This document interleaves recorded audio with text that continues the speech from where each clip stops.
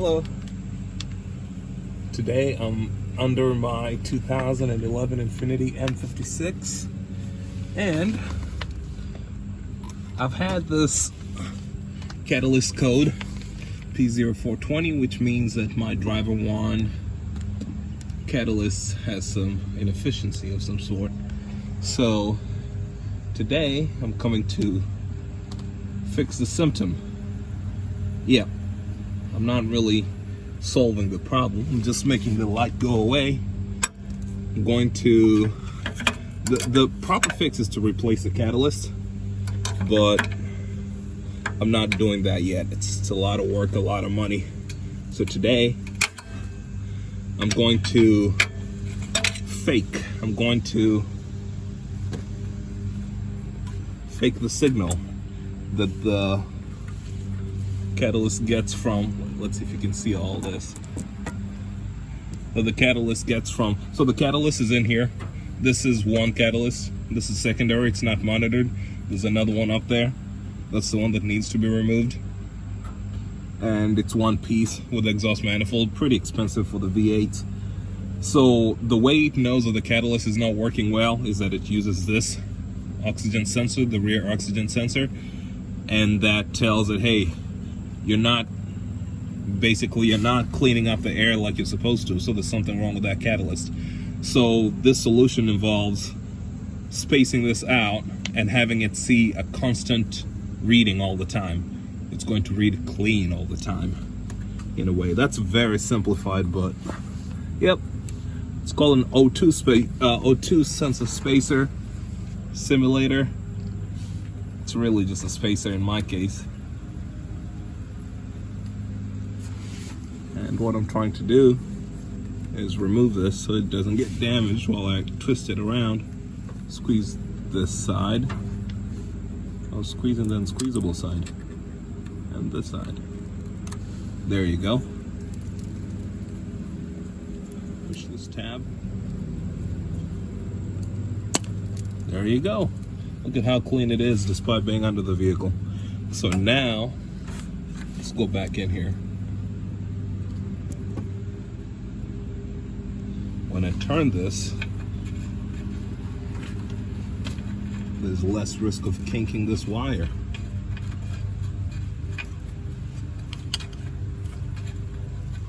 It's one of those end up causing more problems while trying to fix a problem, you know?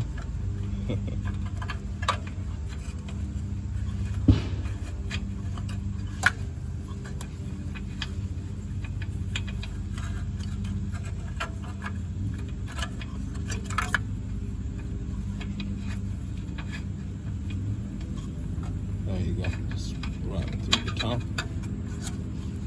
So there it is. I know my O2 sensor is fine, no problem with it. It's funny how this one is angled. I'll show you the other one. The other one is straight out. So this one is going upwards. And I've got this installed this over here. Man, it's gonna be interesting. It's pretty much blocked.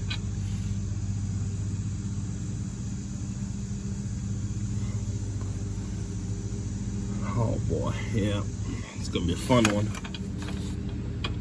It's already hitting, can't even go in.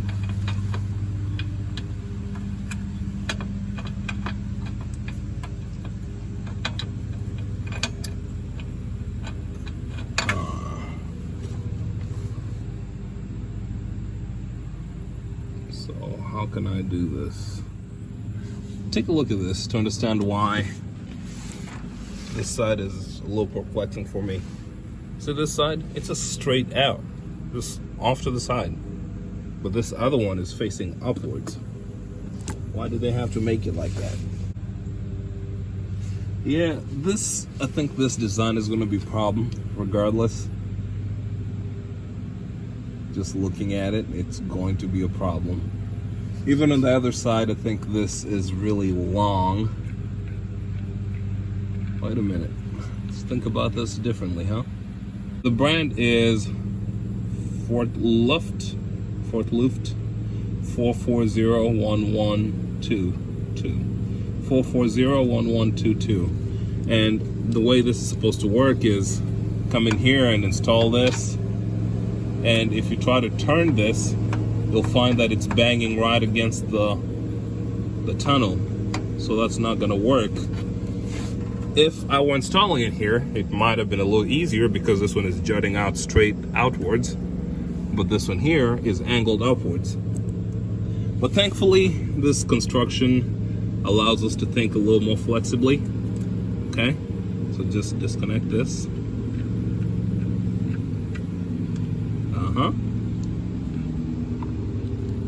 Now this needs to go in here. See, now I can turn it freely, almost freely.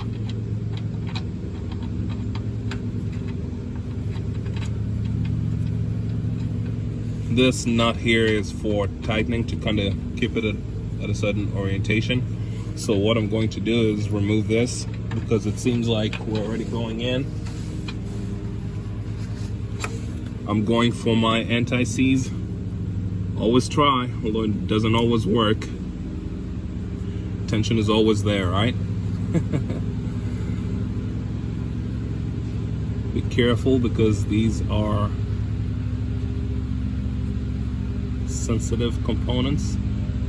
Maybe not this part, but the other part might be. I'll come back and wipe it. I already made a mess.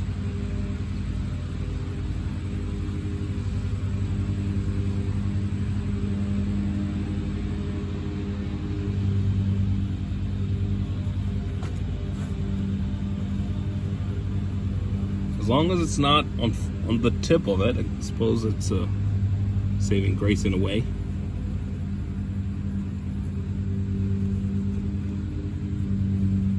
Yep. And wipe the tip. Well, looks like we're in business. All right. Go ahead, put it in here. Turn, turn, turn.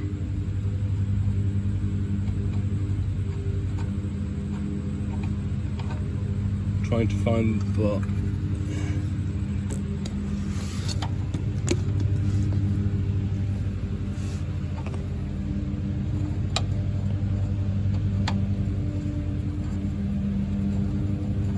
it's not catching. There you go. That's more like it. I'll set this down because I need my other hand to keep working.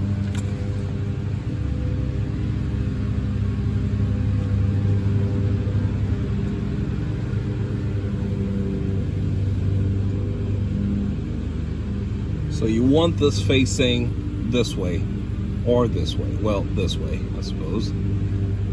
One more, and that's about it. So I need to start tightening this in this orientation, okay? And the way you do that, because the standard oxygen sensor is 22 millimeters. This one is 23, I believe. Except I can't get my adjustable wrench in there. Not for that nut, however, I can get it for this big boy. The 90-degree block, right?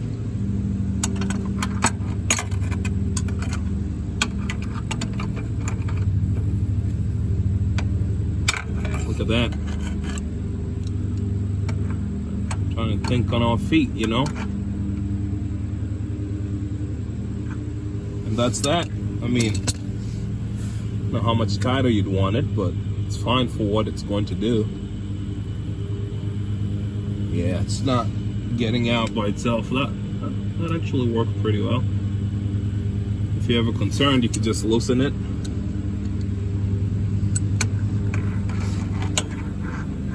I'm glad they made this thing like a square.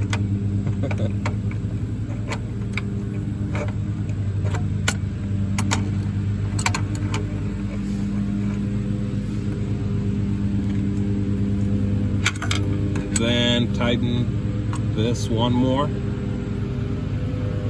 then go again.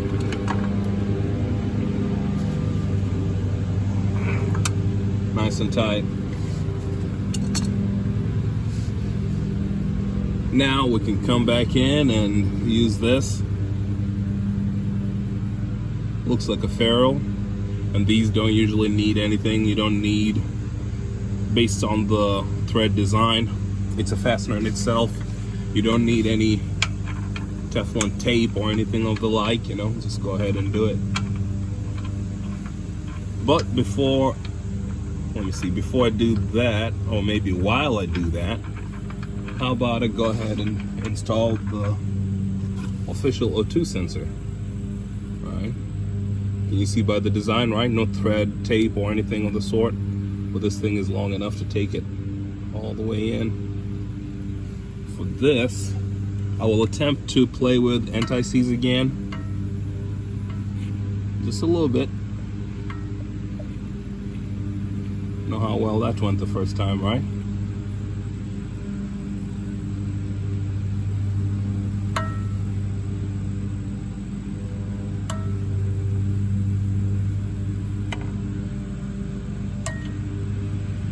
Well, it's not all the way around, but the thing is cylindrical, so if I think about this right, as I turn it, it should spread it all over.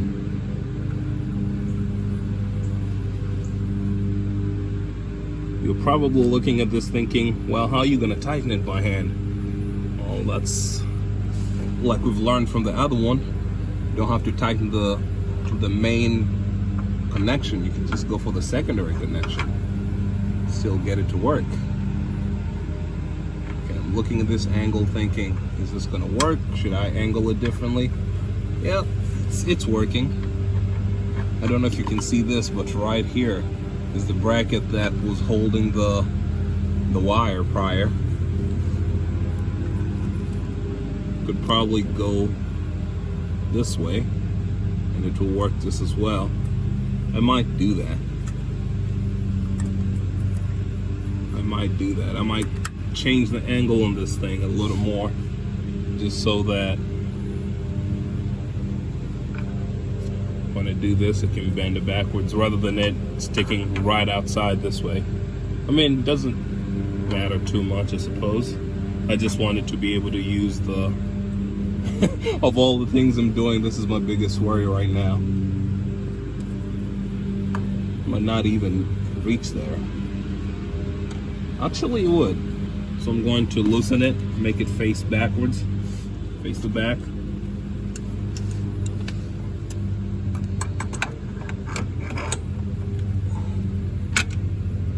Okay, how are we gonna do this?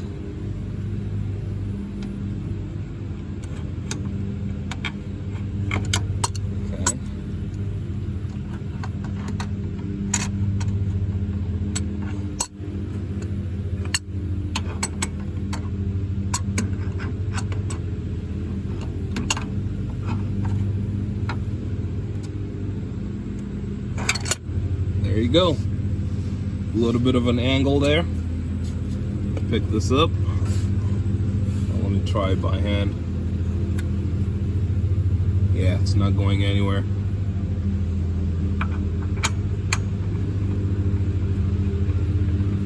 And look at that, it's working.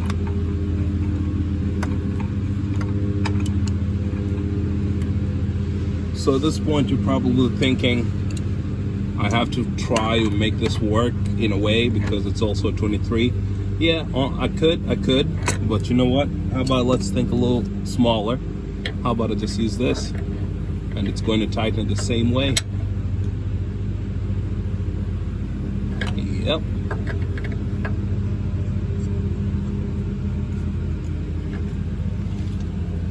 All right, good to go.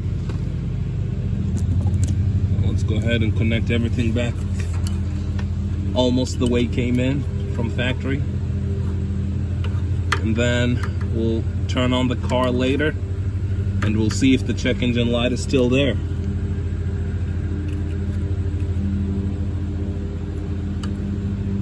need to do this first.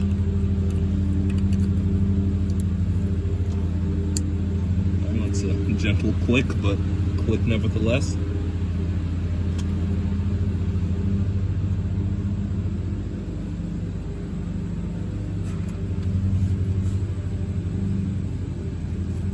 There you go.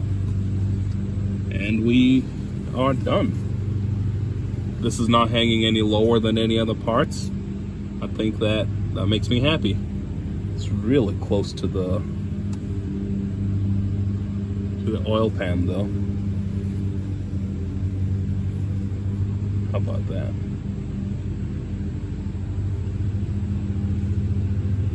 Yep, it's gonna work. Because now you don't want this wire touching anything else that it's not supposed to. I think at this point it's safe enough. If I have any concerns, I'll just come and get a zip tie and tie it here.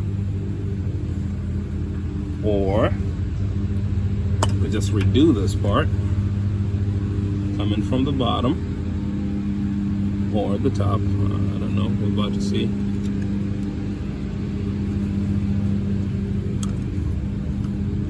Okay, there you go. Now I've fixed how far it can go. It's not going to get any closer. Okay. And then I can pop it back in.